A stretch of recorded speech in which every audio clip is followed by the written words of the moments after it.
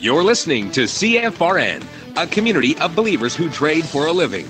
To learn more about who we are, what we do, and how we do it, call toll-free 1-866-928-3310, and we'll send you out a no-obligation information kit absolutely free. 866-928-3310. The CFRN Emini Futures Cast is now on Stitcher. Listen to us on your iPhone, Android phones, BlackBerry, and WebOS phones. Stitcher is smart radio for your phone. Find it in your app store or at Stitcher.com. Stitcher Smart Radio, the smarter way to listen to radio.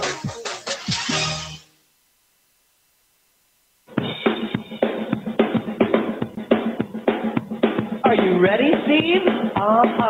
Andy? Yeah! Bert? Well, all right, fellas. Let's go!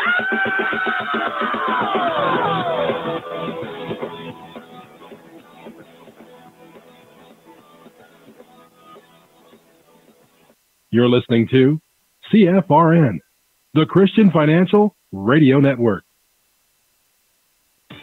Today's broadcast is brought to you by Audible. Get a free audiobook download at www.audibletrial.com/CFRN. Over 85,000 titles. Choose from mystery, romance, religion, science, technology, business, New York Times bestsellers, even children's books. You name it, Audible has it. With 85,000 titles to choose from, you're sure to find the perfect audiobook for yourself or to give as a gift, and it's absolutely free. Just point your browser to audibletrial.com/CFRN. That's audibletrial.com/CFRN. And become a part of the audiobook revolution by downloading your free audiobook today. audibletrial.com/CFRN. Hey, trader, want to get rich quick? Well, good luck with that. If, on the other hand, you actually want to learn how to trade, the place to be is www.cfrn.net. Tune in Monday through Friday, 9 a.m. Eastern for our daily devotional, and then spend the next 3 hours learning how it's done from professional traders who actually trade for a living. That's www.cfrn.net. Every trading day from 9 a.m. to 1 p.m. Eastern. CFRN, a community of believers who trade for a living.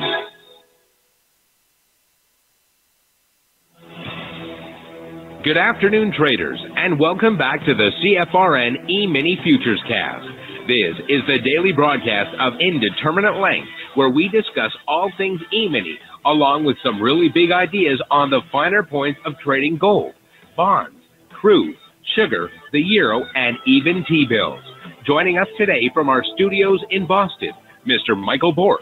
From our trading desk in Chicago, Mr. Burton Schlichter. Now, to get things started, let's go to our host and founder in Studio A, overlooking South Mountain, America's largest city park. Here's Dwayne. Good afternoon. Welcome back. Today is Tuesday, 3rd day of April, 2018. Hope you're having a great Tuesday wherever you may be. I'm glad you've joined us today. If you're returning, welcome back. If you are here for the first time, then a special CFRN welcome to you. We are glad to have you with us. I have up on the screen a chart of the S&P 500 Emini Futures. If you're new to the show, perhaps you only hear the audio and don't see the video. Hey man, we're more like TV these days than radio. Part of the day. Anyway, go to our homepage at cfrn.net. On the right hand side, click that big microphone, follow the instructions. You will be registered all the way through the end of the month. That means every day you'll have one-click access to the show, to the chat box, to the charts. You got it all. As a backup, go to youtube.com/cfrn/live. And if go to ever fails you, bada boom, bada bing, you're right in there with YouTube. Okay, we're streaming it live every single day. YouTube.com patreon.com/CFRN/live. You only use the /live part during the live show. Anytime you want to go into the archives, go back a couple of years, don't know why you would want to, but if you want to, you can. And hear every word we've ever said. All right? It's all there. Now, I left this, I know this looks a little crowded and whatnot, but I just wanted to leave it just like it was so that we could talk about what we talked about yesterday when we put this live radio trade out. Let me just scoot that over there and scoot that over there. All right. This candle was building, or this one of them. Anyway, we'd say consider buying 25.90 up to 25.95. And then, if you got the opportunity, sell 92 on the way back down to 25.88. So the premise offered 5 points on the long side, and it offered 4 points. Oh, I'm sorry, down to 25.86. It offered 6 points on the short side. I said, if this doesn't trigger while we're here on the radio, will those numbers still be good for a trade later? Yes. I did say, however, if price drops lower than the low we have here, which it ultimately did, there might be an even better opportunity.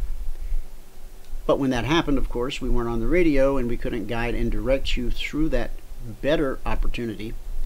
So if we go back to the original opportunity, history doesn't change. Now, a good trade is based on both history and the present moment. I won't go into all the details. Become a partner and you'll learn to use that thought process yourself. So later in the day, much later,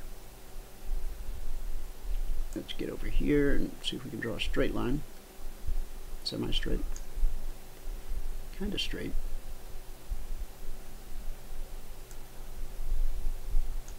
Okay, so the original premise was to consider buying 25.90,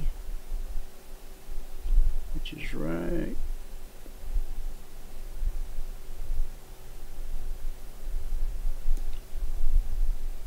there. 25.90, yeah? Still no straight line, eh? What do you gotta do? Alright. So about 25.90, yes indeed, it did take us up to 25.95 and a little bit beyond. And then on the way back down, 25.92, had you sold that, would it have in fact taken you to 25.86? Yes. Now, that had, none of that had anything to do with any kind of super secret special technique of any kind. No voodoo, no witchcraft, no magic. It was just simply looking at the chart formation, observing, important prices, important areas. I did draw some fibs here. We went from here, from the high, we went down to the low, which at the time was here. This was the current low when we drew these reverse fibs.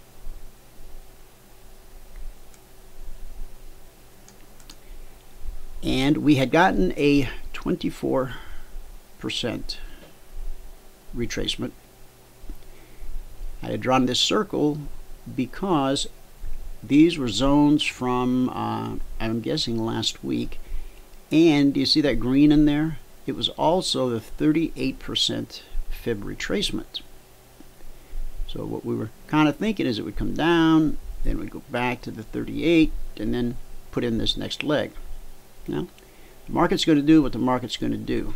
So it didn't do it right there. It put in a lower low, but then it did trigger that 25.90. It did go to 95. It did give you an opportunity to sell 92, and it did make it down past 86. Goodness gracious, the low there was about 73. Yeah. So at that point, on the target, you can always, if you choose to, just tighten up and trail. Sometimes this will happen, and you'll pick up more than you set out for. Okay, so now that we've covered that, let's look at the big picture again. Huge sell-off yesterday. We now have put in a 50%. Well, no, we haven't, because we got to draw fresh fibs for that because we put in a lower low. So we grab the little fib tool, go to this high, drag it down to this new low, which happened after the show yesterday. Now, what do we got? Now we have, from the high to the low, yellow line, 50% retracement, red line, 62% retracement. Yeah, I know, 61.8, but we call it 62. Now look at that. Look at that wick. It ran up there just like it had to ring the bell, almost like an obsessive compulsive kind of a behavior. Had to go up there and go ding ding, ring the bell, and then we drop. And we drop right back into this area here and find support. This area of consolidation that we had for quite a while yesterday. See that? And you draw it right over here. And so that area is currently acting as support. So now one of two things has to happen. Let me change that. One of two things will happen. Now, there are very few absolutes in trading, but I absolutely, positively assure you that this absolutely will happen. We will either put in a higher high, which opens the door for more business to the upside, or we will put in a low below this spike low right here. No, spike low is not related to Spike Lee. Sorry. So we're going to get a higher low, and that may determine, the intermediate direction of the market. Have we seen enough? Have we had enough? Enough pain out there? Or is there more to come? We'll talk about that more in the show today. Now, Spotify did something very unusual. A friend of mine did something unusual a few years back, and he really paid a price for it. The CEO over at Overstock.com, Patrick Byrne, who is an incredibly intelligent and very nice man, he took Overstock public via what's called a Dutch auction, which means there's no underwriting firm involved. There are no bankers making millions and millions of dollars off of the IPO, the initial. They're just giving it to the people. Okay. And boy, they punished Patrick for that. They punished him and punished him and punished him. But God bless him. He's a strong man. He survived. The company survived. Spotify today used what is called a direct listing to go public. Now I've got to check and see how that differs from a Dutch offering. They might be the same, and if somebody in the audience knows or wants to Google it, by all means do. The New York Stock Exchange today set the reference price for shares of the streaming music service Spotify technology at $132 per share. Spotify is pursuing an unusual direct listing to reach the public markets in place of an initial public offering, and shares are expected to start trading tomorrow. One moment. Okay, one moment. And shares are, I use Spotify all the time. Can somebody type a Y in here or something out there, Brian? There is a Y. Okay, here we go. Yeah. Okay, so now back to the reference price. Let me say that again so that everybody knows why. Why, Michael? Spotify is pursuing. Yeah, go ahead. Because someone valued it at $127 a share, right? Isn't that what you said? Spotify is pursuing an unusual direct listing to reach the public markets in place of an initial public offering. And I was just telling everyone that Patrick Byrne over at Overstock, he used a method called the Dutch auction when he went public, and it ticked off all the big bankers, and they really punished him because they didn't get to get gobs and gobs of cash from the IPO. And I was asking the audience if anyone knew if what they're referring to here as a direct listing, is that the same as a Dutch auction? Because I don't know and haven't looked it up yet. Now, the reference price is not an offering price for the shares, nor is it the opening public price for shares of the Swedish technology company. They play music on the internet. That makes them a technology company. All right. The opening public price will be determined by buy and sell orders collected by the New York Stock Exchange from broker-dealers. Based on those orders, the opening price will be set based on a designated market maker's determination of where buy orders can be matched with sell orders at a single price. But the reference price will play a part in Spotify's eventual pricing.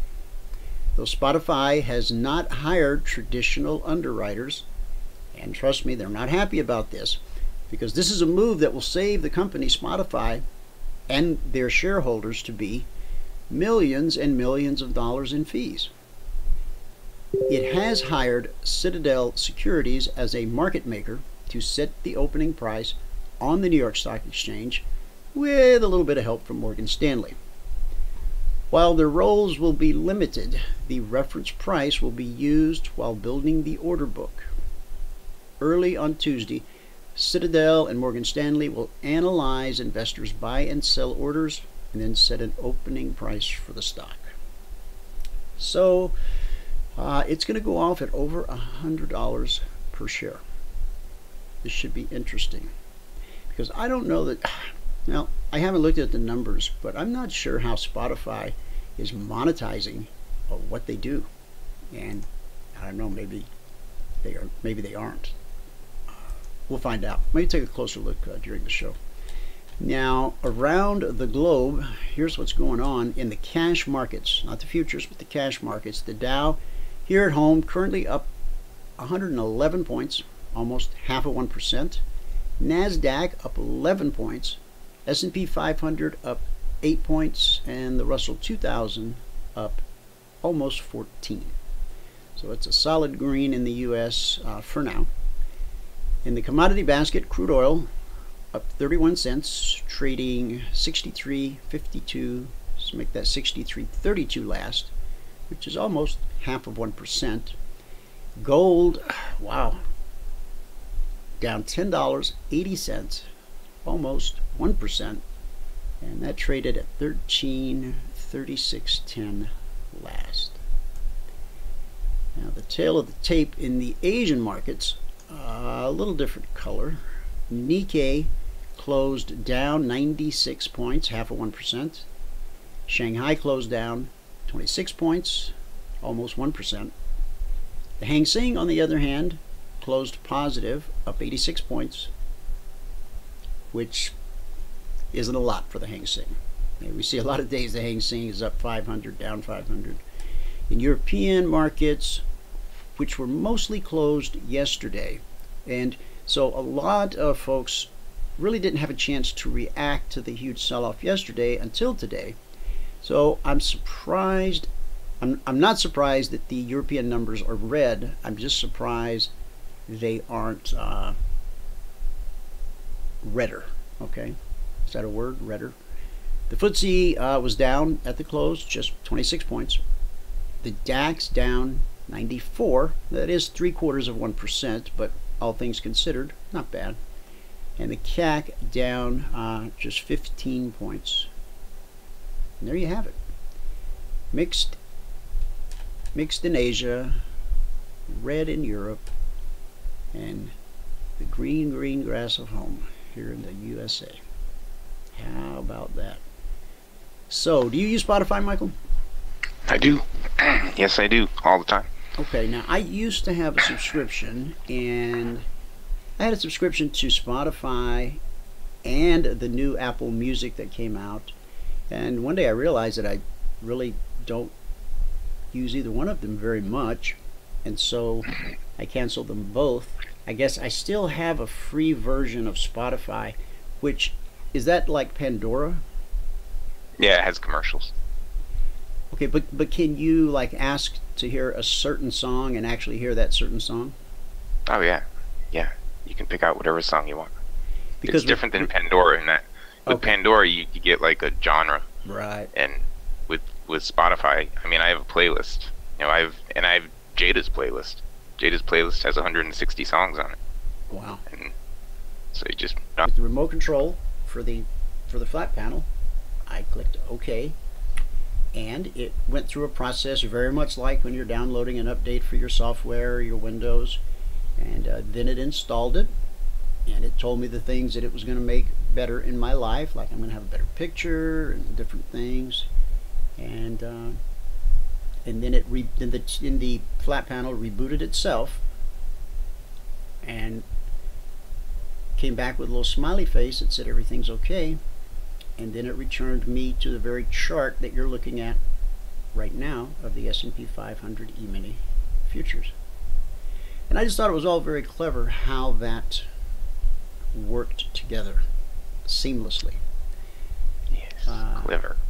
Yeah, and you know, God, I never thought about that. But let me just try this, and then I'll turn this over to you real quick. I'm going to hit this button here. Bang. Now, do you see that where it says apps and all that stuff? Hang on. You don't? No, you No. don't. No. Nope. Okay.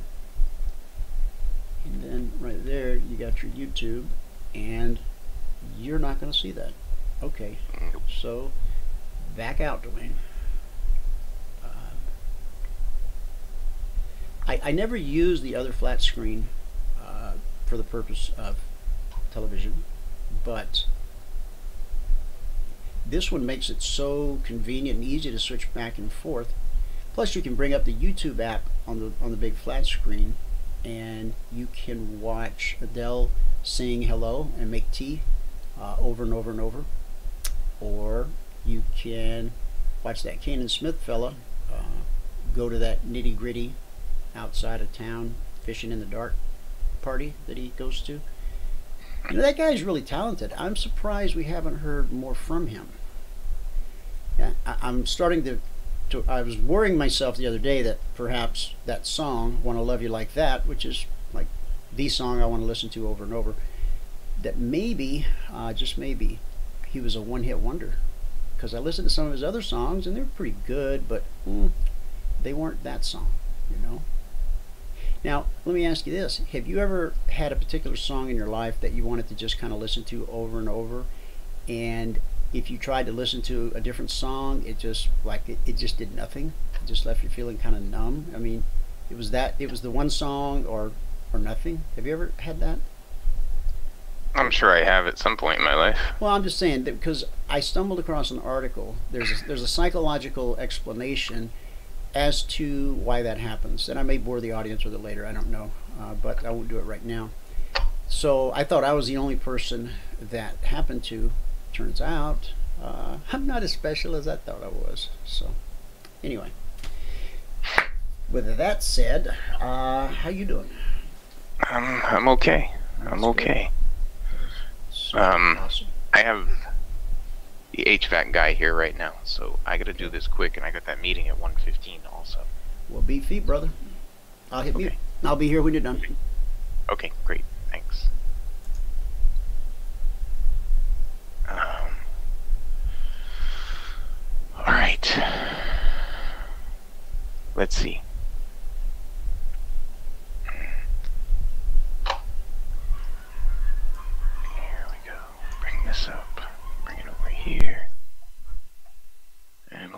this. All right. Good afternoon, everyone. Today is Tuesday, the 3rd day of April 2018.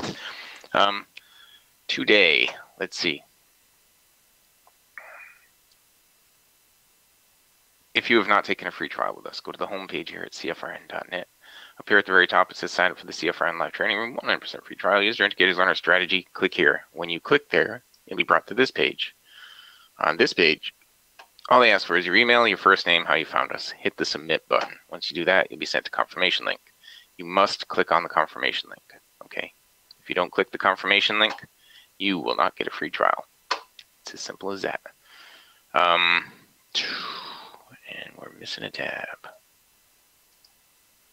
Go to my tab wrangler. And we'll hit that. End up with a new one. And that should retire one.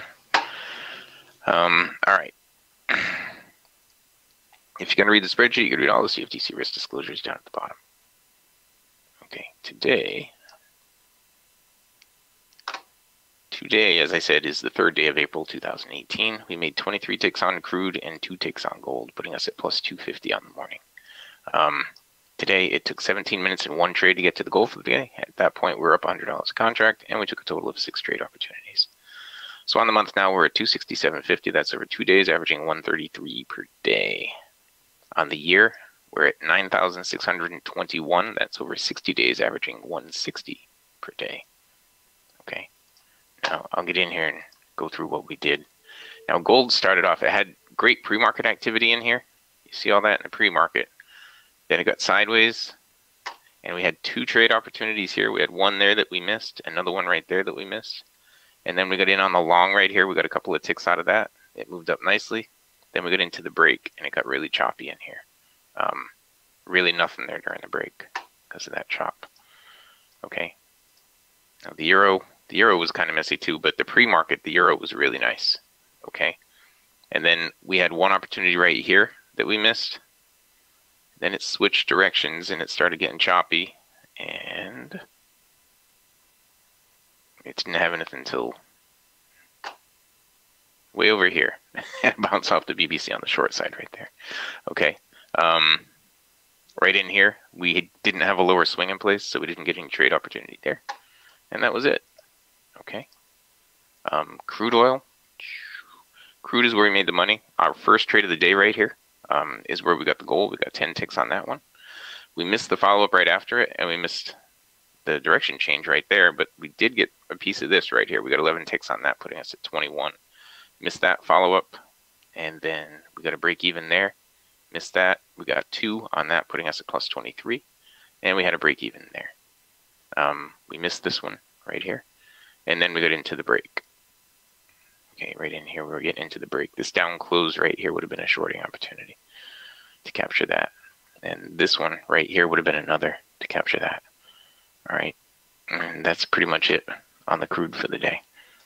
But the markets were behaving kind of normally today. You know, when the ES was at the highs, the crude was at the lows, and when the gold was at the lows, and when the gold was at the highs, the ES was at the lows. So they were behaving like they should on any typical day. Hang on. Come on, data. There we go. Data. All right. So here we go.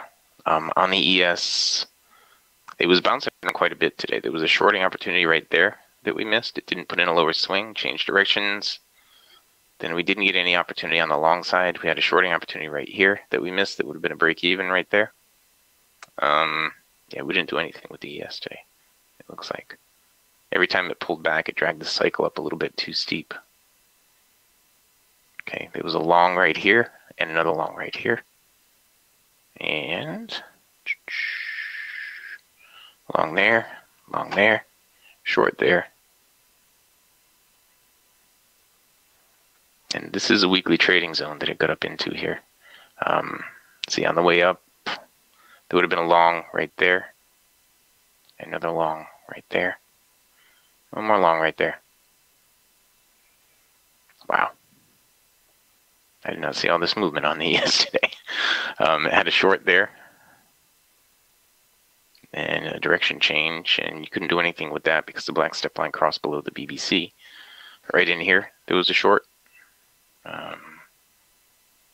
And during the break, this is all during the break now, it got really choppy in there. And I'm looking down at the slingshot here, and there was really nothing you could do down there. Okay. I put the link in here, guys, for the meeting this afternoon, the 1:15 meeting, where I go over other trade setups. Okay. So right now, today is, as I said, the 3rd day of April, 2018. I made 23 ticks on crude, 2 ticks on gold. That's plus $250 contract. Today it took 17 minutes and 1 trade to get to the goal for the day. At that point, we're up $100 a contract, and we made a total of 6 trade opportunities today. We missed a bunch, though. Okay. On the month now, we're at 267.5. That's over 2 days, averaging 133 per day. On the year, 9,621. That's over 60 days, averaging $160 per day. $160 per day. Okay. Let's see which one this is. These are the trade setups that we're going to go over in the meeting this afternoon. Okay, that meeting that is in 45 minutes. If you have not taken our free trial, go to the homepage here at cfrn.net. Up at the top, it says sign up for the CFRN live training room, 100% free trials. User indicators on our strategy. Click here. When you click there, you'll be brought to this page, where all we ask for is your email, your first name, and how you found us. Hit the submit button. Once you do that, you'll be sent a confirmation link. You must click on the confirmation link. Okay. If you don't click the confirmation link, you will not get the free trial. All right. All right. With that, I can pass it back out to fabulous Phoenix, Arizona, Studio A, overlooking South Mountain, America's largest city park. Dwayne, if you are ready. Hi, Michael, and as they say in the business, I'm ready. Now, do this, Ready to take the comp. This. This. All right. Okie dokie, and wow, just like showbiz, man. There you go. I did want you. Oh, recap of the recap. Recap of the recap. Today took 17 minutes and 1 trade to get to the goal for the day at $100 per contract. Awesome, brother. Yes. Right. Now, listen to this and then you can go.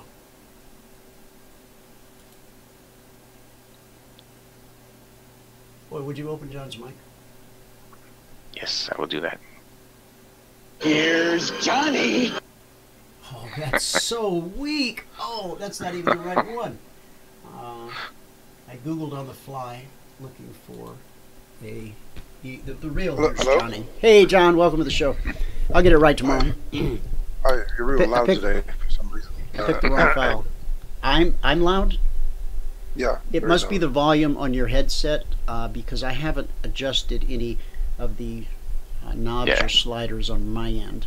Sometimes yesterday, Dwayne had asked you to turn your end up a little bit, John.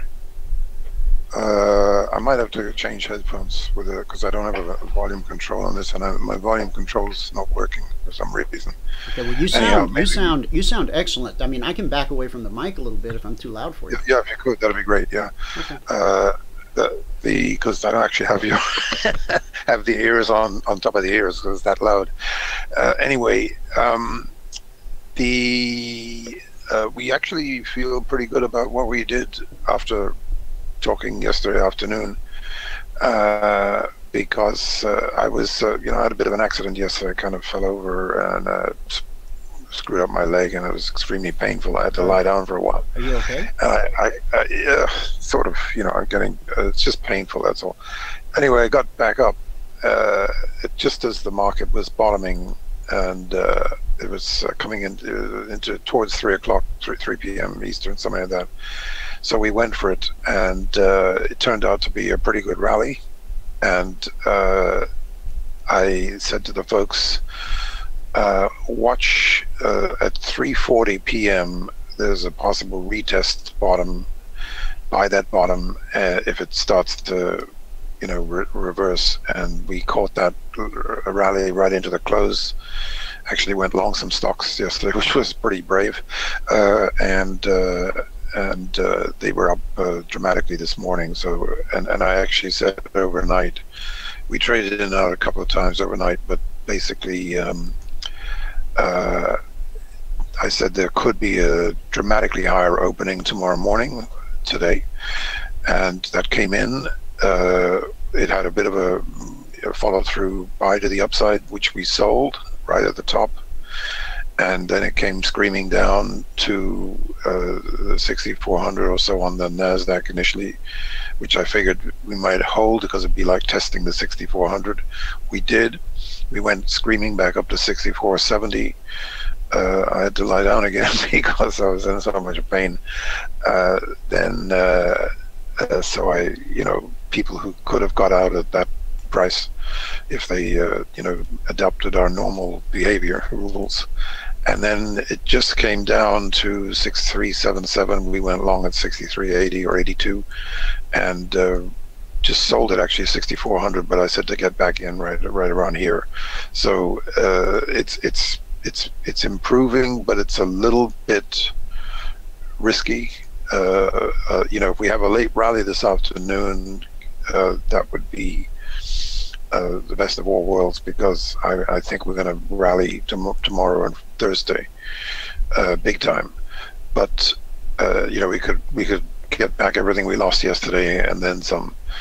But right now it's a bit of a question mark still. And incidentally, we did pretty well on the stocks this morning. Just the having given a kind of universal buy long signal yesterday, we sold Amazon at 1,400, just about 1,400. Sold Google over 1,000, and then on the dip down, Amazon go back to 1,360, went long again, and it's gone back up. So we really, did pretty well. Given that, given our comments yesterday, obviously the market did differently, but we managed to handle it pretty well. And now the market's advancing, and look, it put in an earlier kind of a spike, and characteristically, what happens when you're making a bottom is, they come down to sort of scare people. And then if we turn up from here and we start taking out that spike, you're going to see a very, very big rally this afternoon. In fact, I wouldn't be surprised if we end up 300, 400, 500 points higher today, maybe even more. We could actually take back everything we lost yesterday. And that would be very, very significant if we do that, because that's what I call it, the double daily reversal. We're only, so that's a distinct possibility. I happen to believe, if you look at, while there's still these targets, 2450 on the S&P, 22,000 on the Dow, could still be hit in the next week or two if things turn bad again. But I kind of think the worst is over. Remember, you've got that fear-greed factor. It's like almost at maximum buy levels, and the hardest thing about today is if you didn't get long, it's hard to buy. After they were slamming the egg out of stocks yesterday, now they're buying. There's buying like crazy. It's hard to get your head around being able to do that, and that's why the market could race higher here. Because, to be perfectly honest with you, this whole thing about Amazon, it was just a flash in the pan, and it's kind of meaningless really in terms of bashing out Amazon, and and I think smart people are coming to that conclusion. So and the same with Facebook. I mean, it's a lot of hot air about nothing. And what happens now, if in a week or two these companies announce blowout earnings, I mean, you're going to see some meteoric stock rises you can't even fathom right now. And the same thing with Netflix, which is actually structurally looking very good. And I had this one, I hadn't been so knocked out yesterday. I had this Nectar, NKTR. It's a very strong drug stock. NKTR? Yeah, that scheduled on a buy yesterday.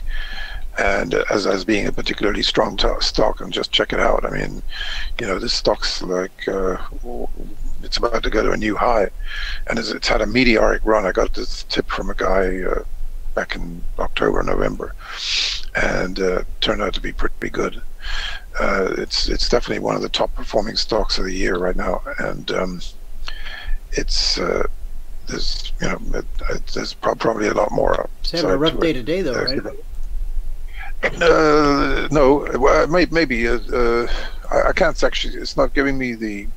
Here's a daily chart. Well, you know what? You know what? Nice. Something's wrong with my data. My data's gone. Uh-oh. Now here's an hourly. So we've, you know, sold off pretty good. Yeah. I show last price. It looks like the current is 45.50. Hold on a minute. Oh, you have it there. Yeah. Sorry, that's the one. Yeah. So we did put a sellout on that thing up near the high, but we did get a buy yesterday. Oh, I'm sorry. It's 98. It's at 98, not 45. Yeah. Right. So anyway, the other pharmaceuticals, the Intercept, you got to keep an eye on Intercept. Had that for a buy this morning, and it ICPT? Suddenly shot it. Yeah, it suddenly shot up $5. I couldn't believe my eyes. Was that on any kind of news or? No, I don't think so. I don't think so. Wow, look at that. This is an hourly chart right here. Yeah. So, look, as we commented before, this one is basing out, and it's putting in a kind of a 2-3-year bottom here, and I think you've almost got to be long. The next little upturn in this stock, you got to take a shot at going long, because this one could be a really big performer in the next few months. You know, once the market sort of you know, establishes itself as back in the buy mode, which I think is happening before our eyes right now. I mean, look, they never make these bottoms easy, and this kind of bottom where it's a very unusual bottom, but it's not unusual in the sense that it is a kind of a pre-final rally bottom that tends to happen. You know, it doesn't have to be an orthodox bottom. The fact that it's an unorthodox bottom, i.e. we reversed yesterday and then we open higher today, that it's a fairly rare occurrence, but if it can turn into a very big move, because it catches all the shorts, you know, because a lot of people were probably making money on the short side yesterday, and they're maybe not doing so well today, and that creates the scenario for short covering. You know, especially the higher the market goes, you know, they have to start, you know, reversing their positions. Did you notice Did you notice the unusual volume activity yesterday in the ES? I was reading an article last night, and I didn't get a chance to go look at a chart, but the article was referencing this 11:30 candle here, where in 30 minutes we traded, what was it, 217,000 contracts? I don't know why that article did not mention. Maybe I was reading the article in between these two candles. But well, look at that late. Yeah.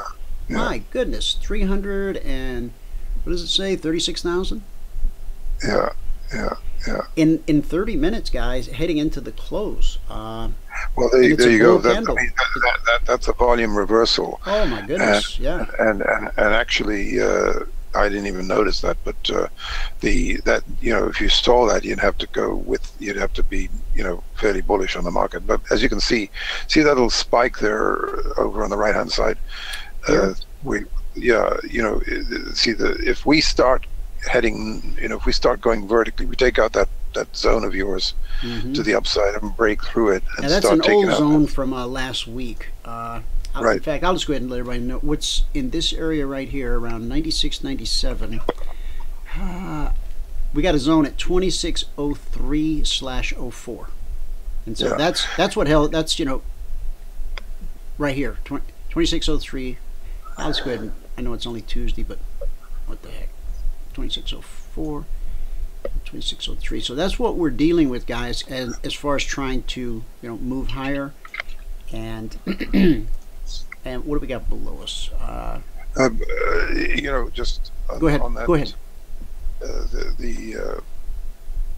Look, it could come back down and test this up. The market's kind of acting a bit sloppy, to be honest with you. After that first little push here a short while ago, if we come back down and test this spike bottom here, which could happen, then turn up, we've got a better shot at rallying later today. But it could happen anyway. Look, if we get back above 25.92 or 3, that might be enough to get the mojo going. But as you can see, if we start going up towards the heavy dotted, the red line there, 2640 plus, and it takes back all of this thing we had yesterday, it's really potentially very bullish indeed. So another thing we did yesterday was, we noticed that we actually sold all the gold. We sold the nugget more or less at the highs yesterday, and the golds, and we sold the golds overnight, as I mentioned to you, not last night, the previous night, and we've basically been short since then, and we went long the dusts simultaneously with selling the nugget, and the dust had a really, really good rally, which we sold the highs of this morning, and we bought the dust, the nugget and the J-nugs and things. So they're up now off the lows of the day, but I wouldn't say we're out of trouble there yet. The dust is still looking threatening, and it might go higher, and the nugget things may go down one more time. But if they don't, and the nugget sort of starts getting back up above 24.75 or towards 25, I think you probably got to be back long these things, because the next, the following day may be more bullish for the metals. And actually, the metals turned about an hour ago, and platinum got down to 922, and it seems to be suddenly got a breath of air, and it's turning up quite sharply. And so I think the metals are starting a new up leg right about from here. Also, we put a buy on cotton this morning, and cotton's up $1.58, and looking like it might go higher too. And the grains also, we got that low yesterday, as it turned out, and the grains have been actually, the beans have been gravitating higher, but the wheat and the corn actually acted pretty well. So I think the grains are going to go from here right now. Okay, let me bring up my soybean chart real quick. Take a look. When I looked at it earlier, it was a bit flat. I was looking at it in here. Yeah, it's rallied up a little bit. It's sort of an unusual looking. I guess it's just because of this incredible run up here. But so again, what's your thought on the grains? Look, they might pull back a bit. They're right. The corn is pulling back a bit. The wheat is really strong, and the momentum is picking up in the beans as well, and the cotton. And the cotton actually could be ready for a really big rally, because these fellows on this agricultural show were talking about cotton prices probably going higher, and it didn't happen yesterday, but it's happening today. So. Okay. Now, this whole thing between Trump and Bezos, I saw some headlines today that said this is a fight Trump can't win. What started all this? Oh, it's just look, it's the Washington Post. That's right. Okay, so who runs the Washington Post day to day? Do you know? I can't remember who it is, but Spotify opened at 165.90. I thought it wasn't going to open until tomorrow. Did you read the story behind Spotify and how they didn't go with a traditional IPO? No, I didn't. No. They went with a direct listing. Now, Patrick Byrne, back when he took Overstock public, he used the Dutch auction method. And I don't know if that's the same as a direct listing or not. I think Google did the same thing. back in the original days. Now, I did not know that because Patrick got punished heavily by the institutional bankers because they didn't get a slice of the pie. They tend to make millions and millions of dollars off of these IPOs. Now Spotify, I used to have a subscription, $20 a month, and I thought it was pretty cool. I mean, any song, almost literally any song that ever has been recorded, I mean, you were like 3 clicks of the button on your phone from being able to hear that song. I mean, when you think about that, I mean, since time began, music's been a big part of mankind's life, socially and otherwise, and to have that kind of power to be able to think of a song or read about in just a couple of clicks and you're listening to it. I canceled my subscription because I just didn't use it that much and I still have a free version. Are they monetizing based off of advertising commercials? Is that, or don't know. You don't know? Okay. Because that seems like an awful high price for them to go public at.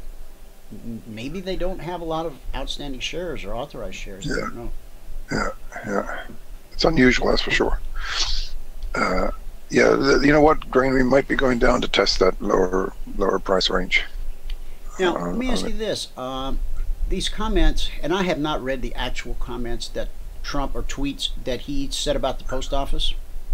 And then somebody yesterday, my wife was trying to tell me, but I was only halfway listening. Somebody important was on TV saying that what Trump said is just simply, it's not true. Yeah, look, he's got some, the whole post office thing. I mean, they're probably not charging enough, but they might put themselves out of business if they charge much more because remember they're competing with FedEx and UPS. So it's Well, Amazon is coming out with they're building a company that will compete directly with FedEx and UPS. Not the post office. I mean, it's still, to me, the fact that I can I don't know what a postage stamp costs these days. I assume it's 50 cents, 75 cents. But for 50, 75 cents, whatever it is, I can hand a letter to the postal carrier that comes by my house or put it in my mailbox. And within 3 days, it travels all the way across country. And if I sent it to somebody who lives out in the boondocks, if they're part of the mail route, they have that letter. Now, I know that's not so fascinating. We've got email now with, a mouse click. You can have something in China within seconds. But we're talking about physical delivery, that you can get a piece of paper, a signed document, or a birthday card, across the country in 3 days or less for less than $1. I don't know how they could afford to do that. You know what I mean? Yeah. I'm not saying I want to pay more to send, because the last company that I owned, we shipped anywhere from 100 to 500 packages a day, and the average package weighed between 3 to 8 pounds. When the post office came out with that priority packaging, where you paid a flat rate for however much stuff you could shove in that box, you paid a flat rate. Oh, that was such a godsend to us, because not only did it give you an affordable rate to ship at, but they gave you the box. When I found out that the second part, I was like, "Wait, you got to be kidding!" And so I just had, every other day I had a truck backing up to the office building, unloading a pallet of these boxes, because I said, if they ever realize that they're giving too much away, I want to have a bunch of these boxes in inventory. And so when I finally sold that business and moved on and to do what I do now, we had one of those big mobile containers that you rent, mobile shipping containers. That thing was full of priority boxes, and so I gave them to the new owner. But I don't know where shipping prices are today. I'm completely out of touch with that. Yeah. Stick up the VIX there for a minute, Dwayne. Yeah, sure. VXX. VXX on the way.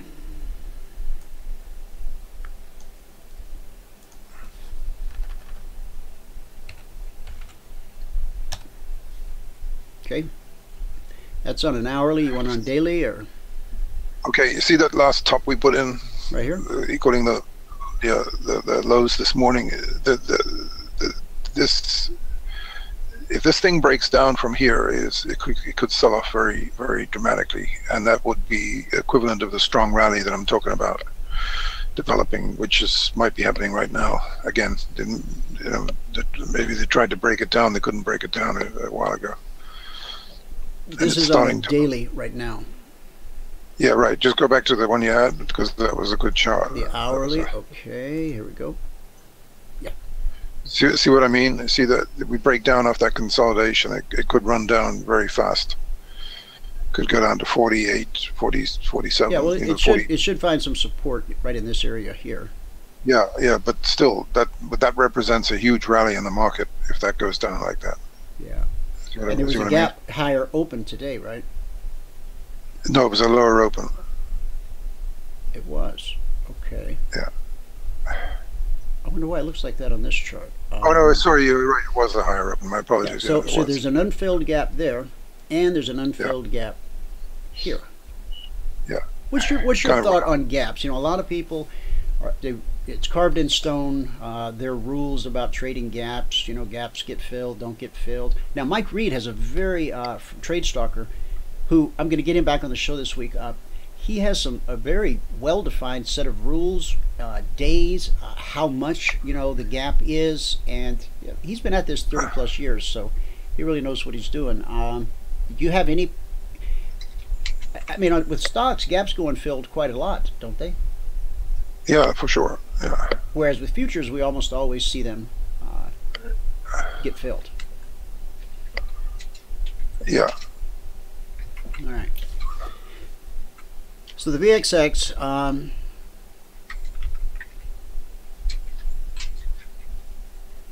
Brian comments from the audience that it seems like we are back to selling every pop until we get a new high, and Brian said that Trump is on live somewhere, and he just remarked on Amazon. And then Jim shares, in 1903, John D. Rockefeller owned 98% of all oil and oil refineries in the U.S. If Amazon puts everyone out of business, then what? Well, that's a valid question. Everyone hated on Walmart for so long for so many reasons. One of them being is that when Walmart came to town, it put all the mom and pop stores out of business. However, we live in a different world now where a lot of the mom and pop businesses are actually on the internet. They're not brick and mortar, and actually a lot of the mom and pop stores do most of their business through Amazon.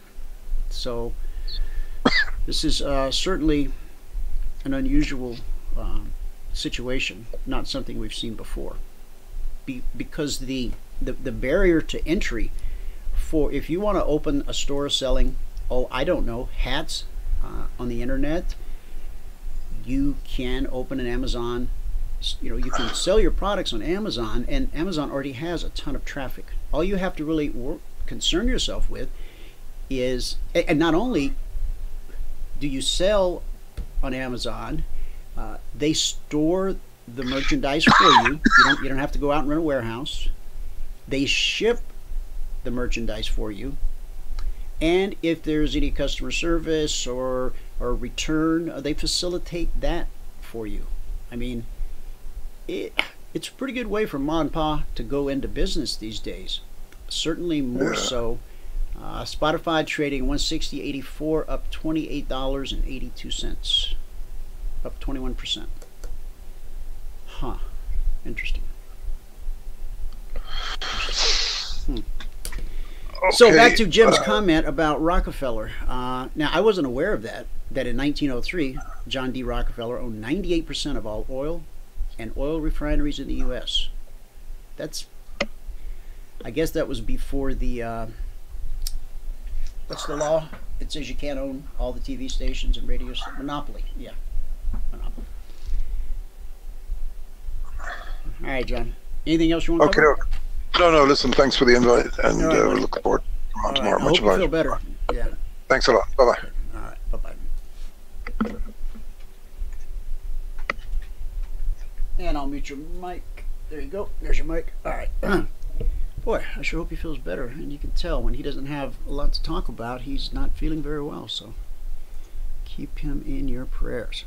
Now, the SEC has halted the Mayweather-endorsed ICO, which is kind of like an IPO. In fact, it's an awful lot like an IPO.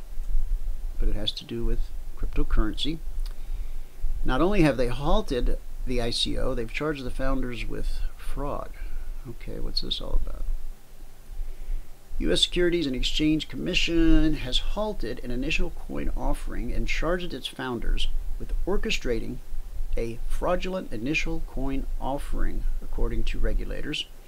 The agency said it charged Sohrab Sharma, I didn't make that up, and Robert Farkas, the co-founders of Centratech, with fraud after they raised $32 million by selling unregistered securities. While the ICO startup claimed the funds would go towards developing financial products backed by Visa and MasterCard, the SEC said that Centra had no relationship with either payment card network. Now, how could they think that would not come to light? The agency further stated that Sharma and Farkas created false marketing material, including fictional executives.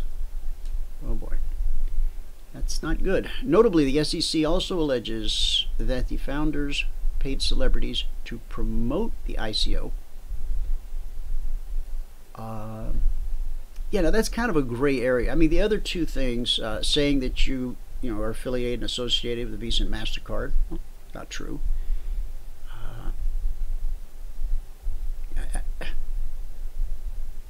Fake executives, well, fictional executives, obviously that's not kosher. But paid celebrities, the SEC alleges the founders paid celebrities to promote the ICO. These celebrities appear to include boxing champion Floyd Mayweather, who endorsed Centra in September of last year through his Instagram post and has since been removed.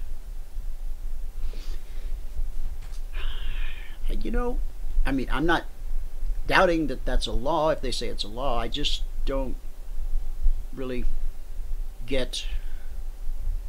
I mean, people pay celebrities to promote everything. Why would this be different?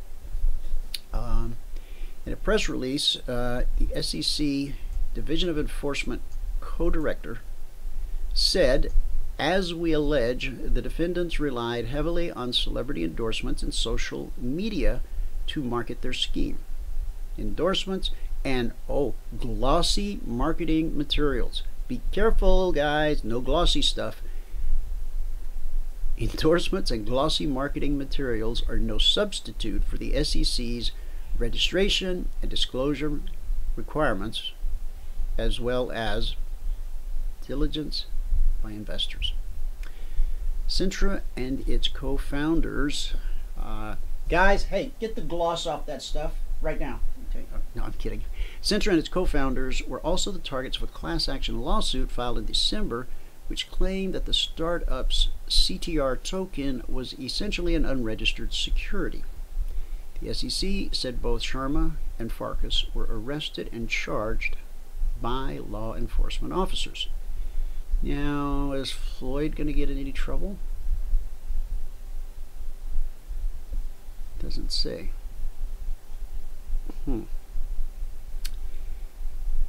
Now, speaking of celebrity endorsements, McAfee, John McAfee, yeah, that guy, the loose cannon. When he endorses something with a tweet, I had the number. Let me pull it up again. I just read the article yesterday. If he mentions you or your company in a tweet, the going rate is Oh, well, this is a horse of a different color. The first article did not. John McAfee, however you say it. John, I don't like that antivirus software. Once you get it on your machine, it's hard to get it off. Charges $105,000 per tweet to promote your ICO. Hey, can anybody see how confusing all this is? We have one article where a celebrity endorsement of an ICO is a big no, along with the glossy stuff. But then the next article, McAfee's bragging that he gets $105,000 per tweet to promote your ICO. I thought you couldn't be glossy and you couldn't have celebrity endorsements. How much would you pay for an expert to endorse your ICO? How much would you pay for a promotional tweet from software legend turned cryptocurrency expert John McAfee? For those looking to make a mark in the digital currency world, recognition is everything. The sheer volume of new currency tokens, ICOs, and ventures have saturated the market, making it tough to stand out. With nearly half of all ICOs in 2017 not making it, it could be tempting to invest in some recognition. However, you'll need deep pockets if you want an endorsement from one of the biggest crypto bulls out there. Individual tweets, whether created in Mr. McAfee's voice or by the company whose products we are promoting, cost $105,000 per tweet, writes the McAfee crypto team. Now, last time I mentioned this, John McAfee owned the largest Bitcoin mining operation in the United States. I don't know if that's still the case or not. Unless there are special circumstances, we will do no more than 7 tweets per promotion. So they'll only let you spend a little over $700,000 with them. Well, okay. This ensures that other projects and technologies will have a chance to use our services, since we limit promotional tweets to a maximum of 2 per day. Can you, I'm not jealous, I'm just saying, imagine rolling out of bed every day knowing that you've got to somehow work up the imagination and energy to send out 2 tweets and make yourself a couple $100,000 a day. Nice work if you can get it. McAfee, now that's okay, at $105,000 per tweet, that works out to $375 per character. McAfee, who is better known for his computer programming background as the founder of McAfee Associates, remains one of the most outspoken characters in the cryptocurrency world. He has said Bitcoin is the only guaranteed investment in the crypto world, and when he upped his price target for the #1 digital currency to $1 million in late 2017, that's where he says Bitcoin's headed. Last I heard, he was calling for 500,000, but I guess he bumped it to $1 million. It came with a surprise. McAfee tweeted he would eat a certain part of his body if it didn't reach this level by 2020. While McAfee is now a part of the digital world with his role with MGT Capital Investments, which has ventured into the mining business, his price target for Bitcoin is perhaps denting his integrity and turning off customers. However, according to McAfee, this isn't the case. And here's a tweet that came out April 1st. They say I sold out because I use my tweets to promote. But the last 200 ICOs that lined up, we rejected 195 and chose 5. I only promote what I believe. In addition, all ICOs that we promote since Finecoin are audited by Crypto Connection, and I limit promos to 2 a day maximum. Okay. And there is no shortage of confidence on the McAfee team. They write, now they're writing about the guy who signs their paycheck. John McAfee's tweets are by far the most influential in the field of cryptocurrency. Over 50,000 of his followers answered a series of polls about their investments and use of cryptocurrencies. As of April 3rd, he had 812,000 Twitter followers. Ain't that something? Now, Joan in the audience says McAfee got caught charging for tweets the first time, so I guess he has to do it every time now and announce his price to tweet. Okay. Joan also says that the security or the antivirus software that I was referring to, that he sold that years ago. I didn't know that, Joan. And Joan says they do very thorough investigation on the things that they do promote, on the ICOs. Okay. Okay. Now back to the one where Mayweather got in trouble. What was that one called? Yeah, I got it right here. It was called Centratech. Now, what is this? What was this Centratech supposed to? I mean, because really, that's the bottom line. There's a thing called the Howey test, where you determine if a cryptocurrency is a security, which means you have to go through an IPO as a registered security, or if it's not a security, it's a utility token, which is the feds charged the masterminds behind DJ Khaled endorsed ICO with fraud. This is another one coming out today. Okay, first we had the one with Floyd Mayweather. I don't know, most of you folks probably don't listen to DJ Khaled. I listened to it by accident one day because my daughter changed the radio station, and I still can't get that song out of my head. Young, dumb, and broke. Now you can't get it out of your head. Yesterday, the U.S. Securities and Exchange Commission filed a complaint. Okay, against... Oh, it's the same sting. Okay. Floyd and DJ Khaled were in this together. They were in cahoots. The founders were separately... Now, the founders, not Floyd and DJ, but the founders were separately arrested and charged. The two people we talked about earlier, Sohrab and Robert, 26-year-old friends who co-founded a startup called Centratech and raised $32 million through an ICO by selling their tokens.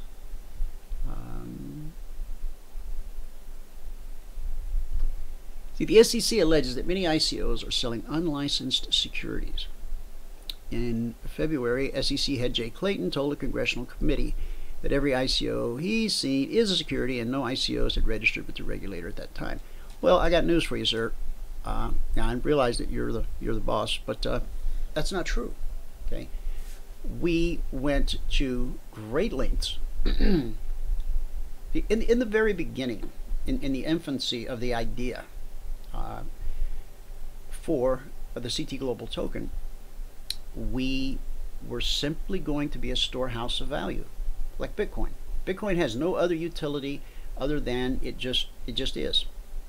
It's called a store of value coin. All right, and that was our initial, in the early planning stages. But then all this stuff started to come out, and while there was no hard and fast law, there was this Howey test. So we had it. Trust me, it took a lot of time, a lot of treasure, even a little bit of my soul, I think, to make sure this would pass, that what we're doing would pass the Howey test, that we in no way would be considered a security, but that we could in fact be a store of value and a utility token and a hedge against future actions by central banks around the world, and also a hedge against the quote-unquote end times as discussed in Revelation. I mean, so a lot of time, a lot of work went into it. They claimed this Sharma and Farkas, Centratech, they said they were going to use the ICO funds, the $32 million, to build financial services. Boy, that's nebulous.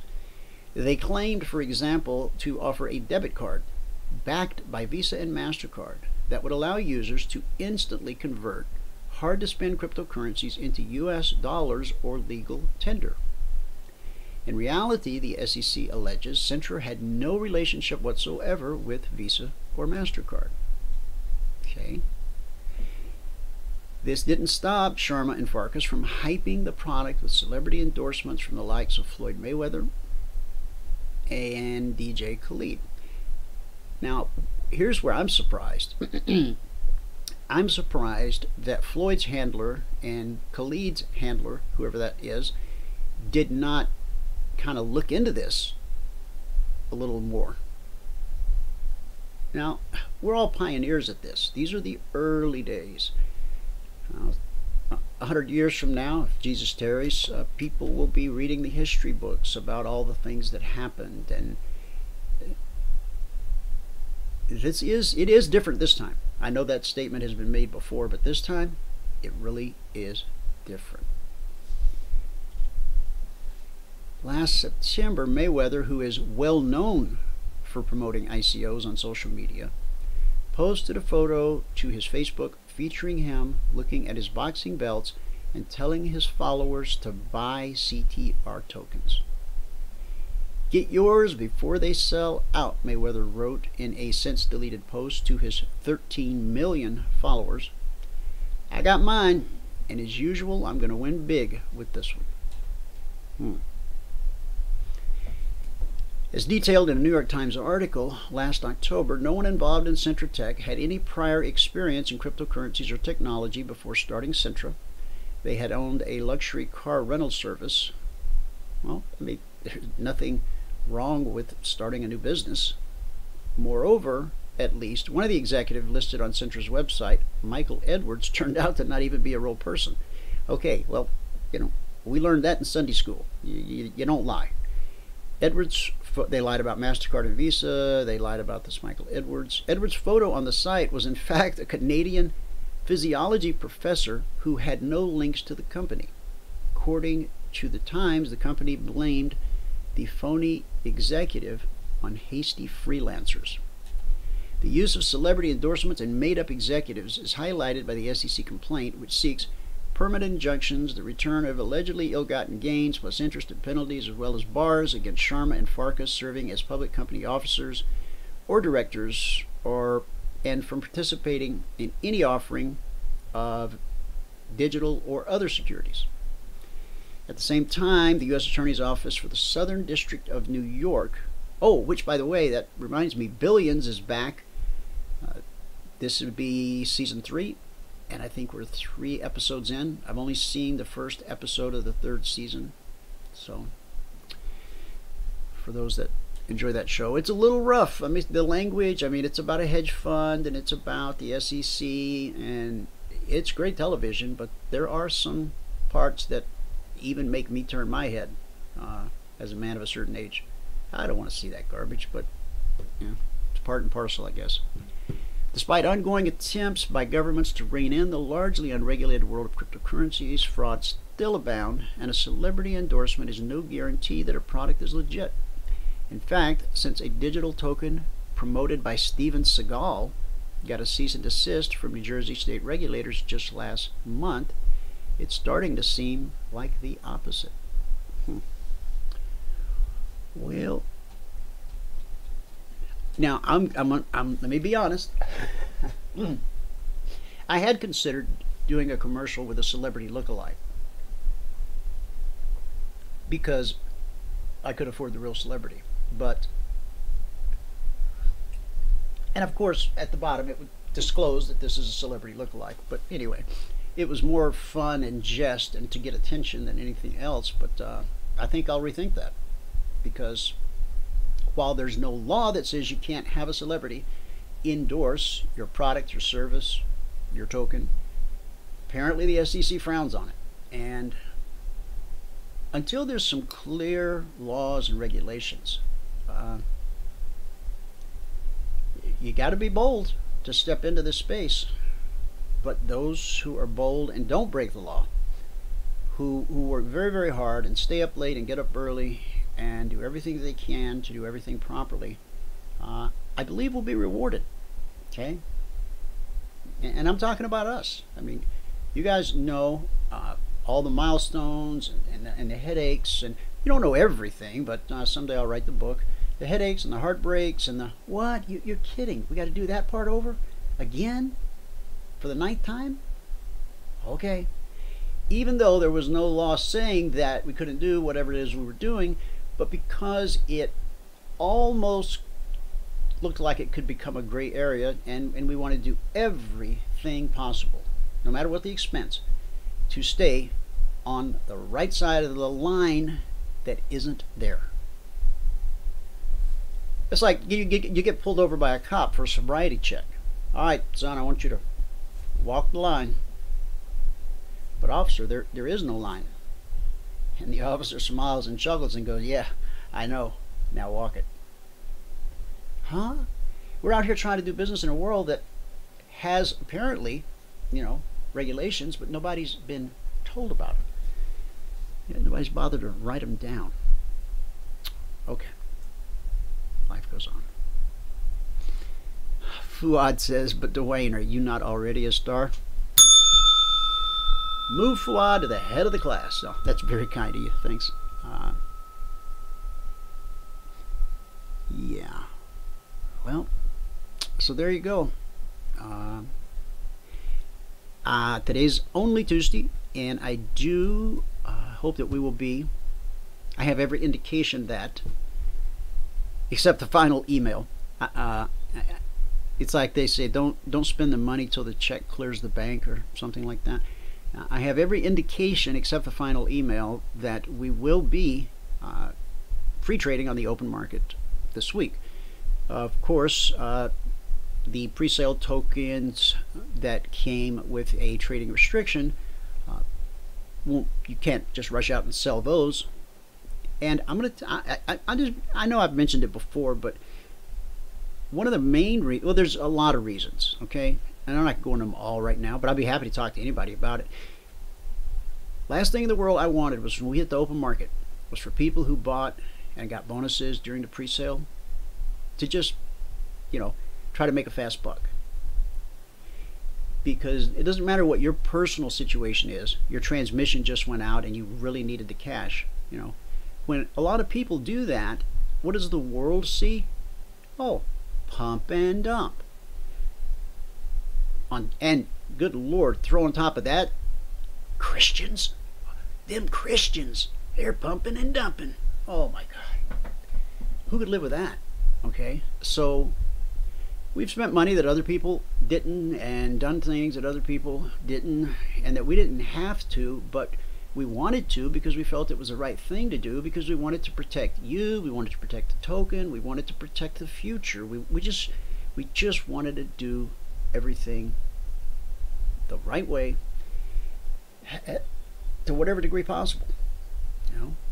Yes, eventually they'll get around to writing the laws, putting them in the books, and it'll be a different, it will be different then. It's different now, it will be different then. But from now, it is what it is. All right, let's take a look at some of these markets. S&P 500. All right, I put up the trade alerts earlier, and so I'm sure you had a chance to grab a screenshot, but if you didn't, there's another chance.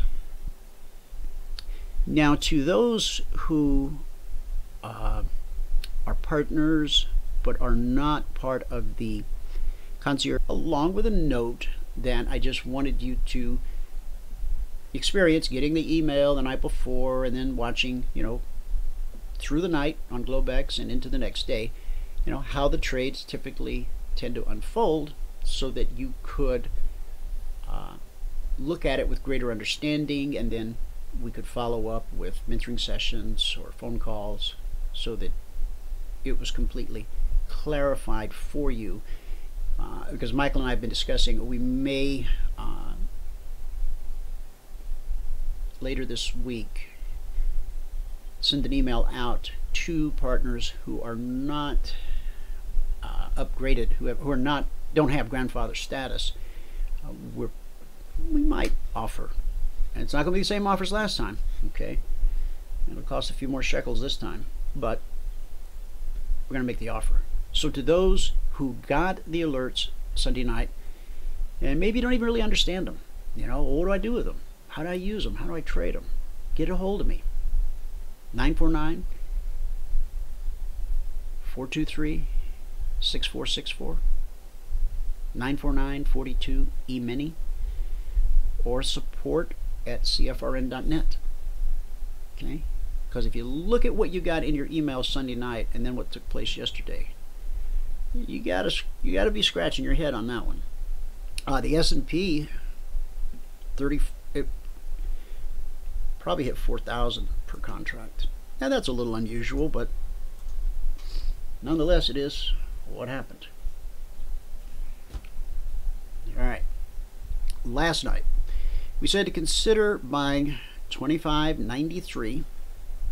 Ran up 4.5 points. Important prices and important areas are almost always tested, as we showed yesterday when the S&P dropped 3 points back above the trigger, 5 points back above the trigger, 8 points back above the trigger, just barely, and then a $4,000 drop per contract. Okay, so here now we are at today, 25.93, 4.5 points back below the trigger, 13 points back below the trigger, and what was the high there?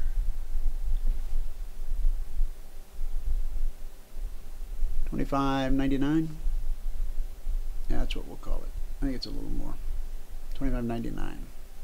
So from 93 to 99, that would be 6. Now somebody might be saying, well, so what, am I supposed to take all of those trades? No. You're supposed to take whatever you want to take. That's your choice. You're working towards a daily goal, I assume. Once you reach the goal, do you stop? Do you keep going? Again, and that's up to you. The rules-based trading that we teach in the live training room every day, there's a rule for everything. It's a 5-step trade, and you always know what to do. You know at exactly what price to get in, exactly what price, you know, to take your profit. You're never at a loss. There's no guesswork whatsoever. Discretionary trading is a bit of a different animal. Now, yes, I did say consider buying this price, and as we can see, that worked well. But the other thing that has to be considered is your stop placement. We don't like to risk more than $300 per contract on any one trade, because the email contains 8 markets: S&P, the Dow, the Russell, Crude, the NASDAQ, bonds, gold, and soybeans, with 2 ideas per market.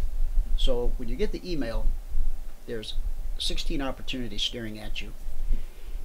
And because important prices and important areas are almost always tested, it's possible that you could see 30, 40, even as many as 50 triggers across the different markets during the trading session.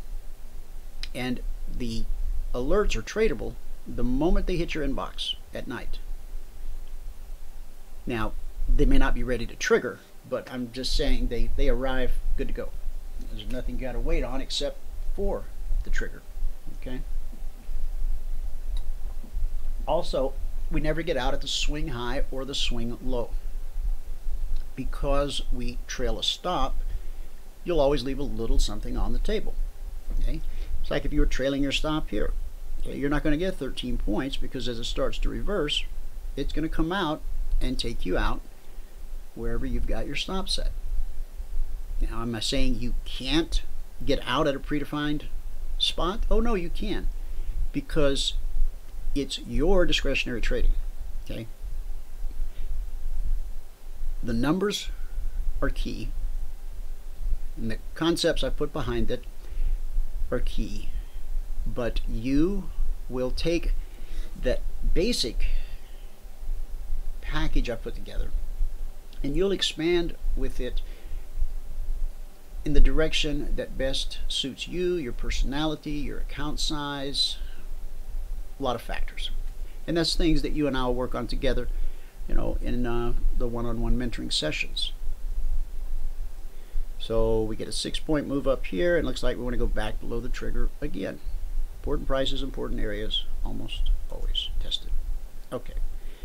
The Dow had dropped 610 points yesterday from the 24,110 number.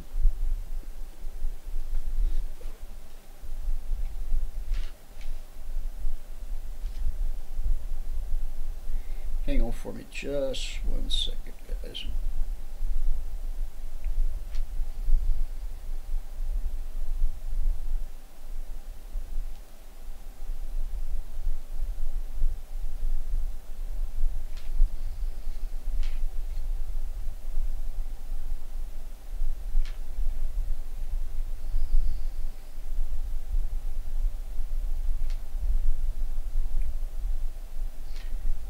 Moment. Okay. So after we measured this yesterday, it continued to drop. Now last night the email said to consider buying 23,685. That's right about here.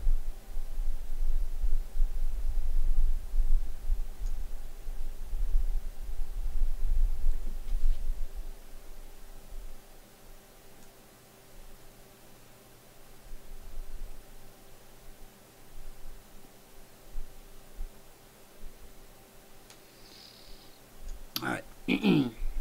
So 23,685.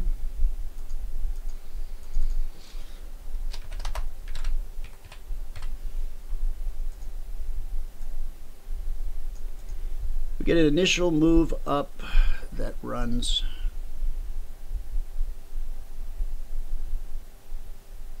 to 785, from 685 to 785. It's 100 points. It's $500 per contract. We get back below the trigger, and then we run up to 874.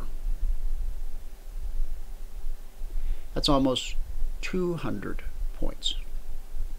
And then we get back below the trigger, and we run up 150 plus points. 3 opportunities, same number. Okay? And we start with a 30-minute chart, and if we don't find an acceptable risk to potential profit ratio, we look at a 5-minute, and then we will even go into the chart that we use in the live training room to ensure that we don't have to risk more than $300 per contract on any one trade. And if we don't like what we see, we just walk away, because we know that over the course of the session we'll see 20, 30, 40, 50 possible triggers. Because there's no reason to stick your neck out on something that just doesn't look right, doesn't feel right. And the least amount of risk will often produce the greatest amount of profit. On the Russell, last night we said to consider buying 1508. And looks like we put in a high up here at 1512. On the NQ, on the NASDAQ, we said to consider buying 6450. 6450. And we got about 17 points there. Back below the trigger, we get up to 6480. Okay, so that's 30 points at $20 a point. You can do the math on that. Hey Fuad, did you do good on the Russell today? That's awesome. Gold last night Yep, this bell's for you. All right, and then on gold, consider selling 1343. 43. So now that was right here. Okay. And the alert went out at 9:15 Eastern. So that would be 21:15.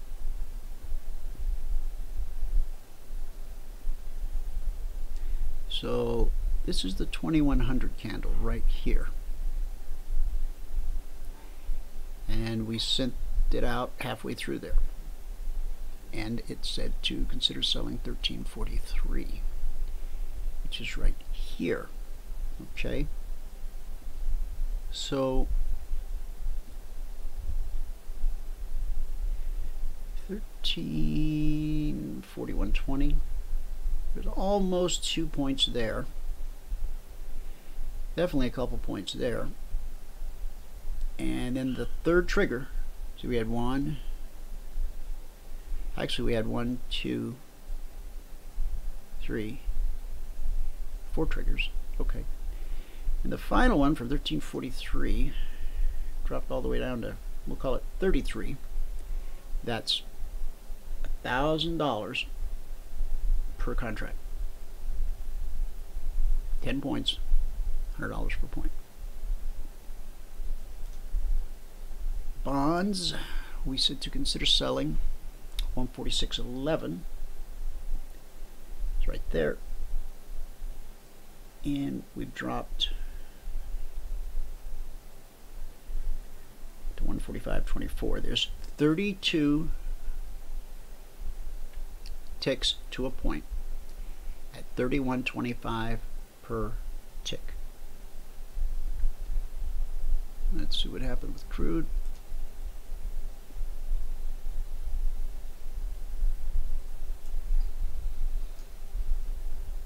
Okay, on crude we said to consider buying 63.75. 63.75. Okay. If you bought that, you got stopped out. Plain and simple, no two ways about it. The sell side of that equation was 63, which didn't get hit.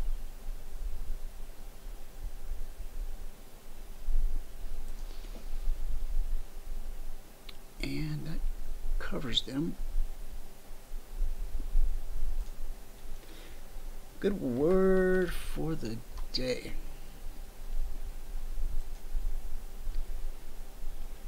Stand by.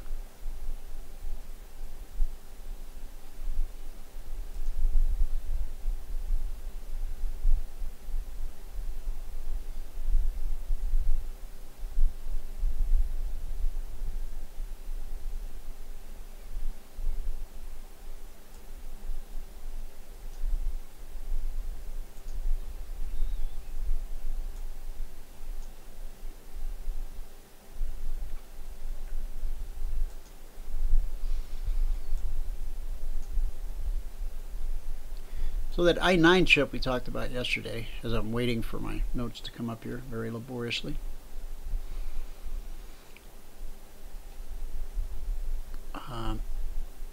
If you go on Craigslist Phoenix and search for custom built computers, there's, I mean, you can literally hit the refresh button every 5 minutes and you'll find new custom built computers for sale. But searching with the i9 in there,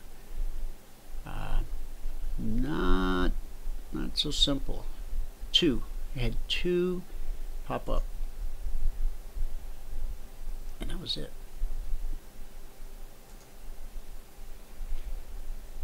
All right.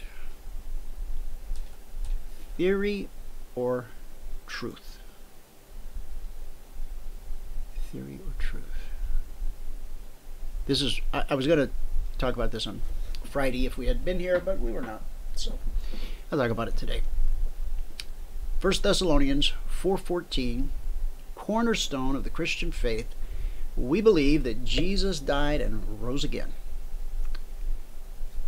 So let's look at some theories peddled by those who've tried to deny the resurrection.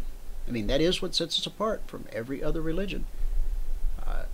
I wrote about this. It's on Facebook. It's on it's on emini.cfrn.net, my annual Easter homily. Some say the Gospels were written 200 to 300 years after the event, so the story was either falsified or embellished. But archaeology disproves that.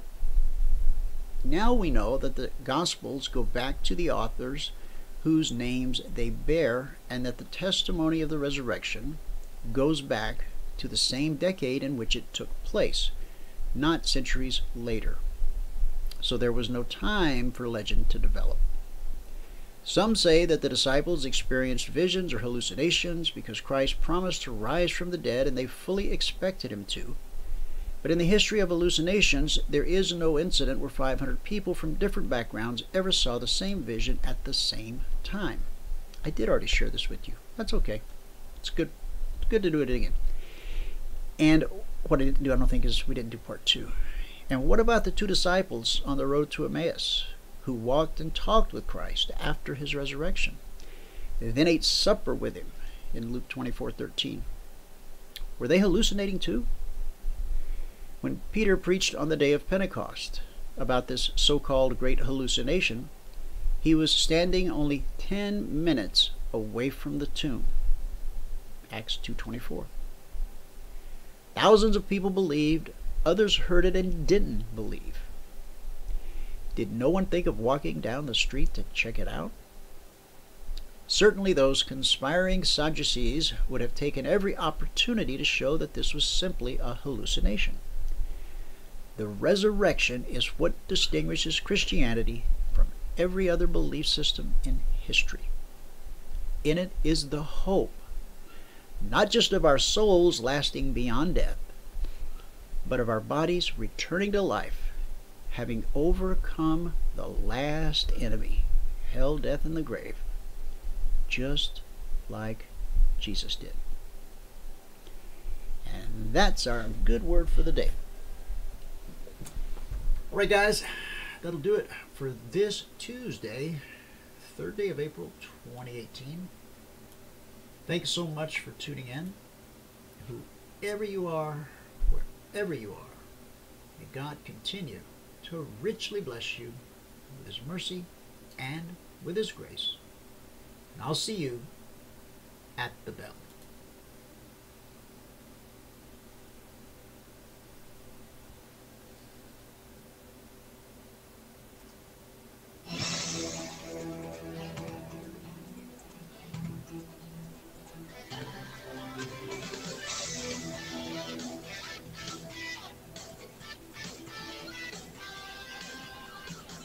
Remember this, there is no greater return on investment than to see a human life changed and given hope. As always, pray hard and trade safe.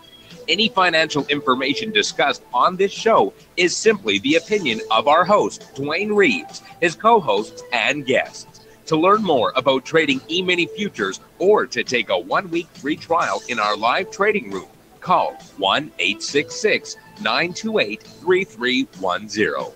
866-928-3310. Information discussed on this radio program should not be construed as a recommendation to buy or sell any security. Always do your own due diligence and consult with a licensed securities broker or financial planner before making any investment decision.